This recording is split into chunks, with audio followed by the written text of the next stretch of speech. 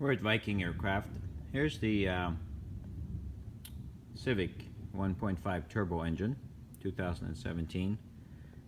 For those that have this engine, your valve timing will be set on occasion. What we recommend is after the first hour of flying, might as well just go in there and just check them all, and then do them on the annual inspection after that.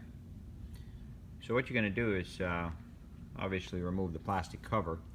You do that by this wire loom is laying on top of the cover, so you're just going to have to disconnect a few of the sensors up front and the ground bolt, and then there's one bolt back here, and then this whole thing just, there's a snap right here. You push that and lift it up and then pull it forward, and then it comes out of the way.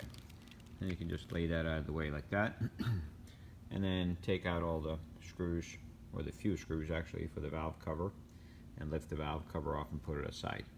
Valve cover gaskets is is reusable. Just clean it up, put it back in, and then put a little bit of sealer, Right Stuff sealer, in the corners. Scrape away the old sealer, and then put some new sealer anywhere the casing is overlapping onto another piece of casing, and also in the corners when you put it back together. Just a little dab.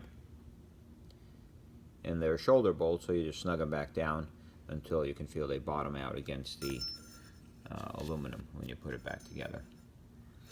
But we just took it off, you know, and then what you do is, it's very easy actually. You're going to have a feeler gauge that has your 7mm and your 12mm.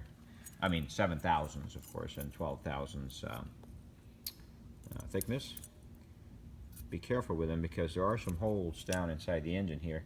You don't want to drop any kind of thing and have it fall into your engine while you work on it, so just make some precautions that can't happen. As you look at the camshaft, you don't really have to follow any kind of procedure really, because it's very self-explanatory. Rotate the propeller the normal direction, and then just look at the cam lobes on any one of the cylinders.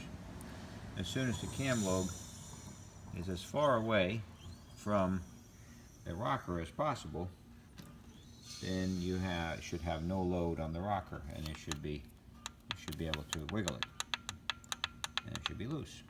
And so what you want to do is you want to loosen the little nuts here, the 10mm, and then get your feeler gauge, bend it, and put it down in here. Back off the nut a little bit with your finger. Use a screwdriver and do them both at the same time.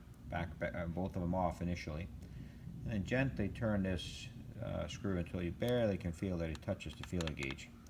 Then use an open and wrench and tighten the nut, or spin it back down with your finger and then tighten it a little bit. And do that to the same other one, and then get a socket and just tighten them to 100 inch-pounds after that. Then you're going to keep moving. As you did this one, as you can see, this one now is now where you need it. Obviously, if you kept rotating it, the cam lobe would be pushing on the rocker, so there's no way that there would be any play at that time, because it's pushing the valve into the cylinder, or the valves. What you want is to keep rotating until the same procedure. So the cam lobe is as far away from the rocker as possible, and then do the same thing. Go in there and adjust it, and then just do that to all of them. And there should be 12 to 13/1000s. Looser is better than tight. And there's more, obviously, clearance on the exhaust because it gets hotter and things expand a little bit more. Then over here, you're going to do exactly the same thing. And this is the intake cam.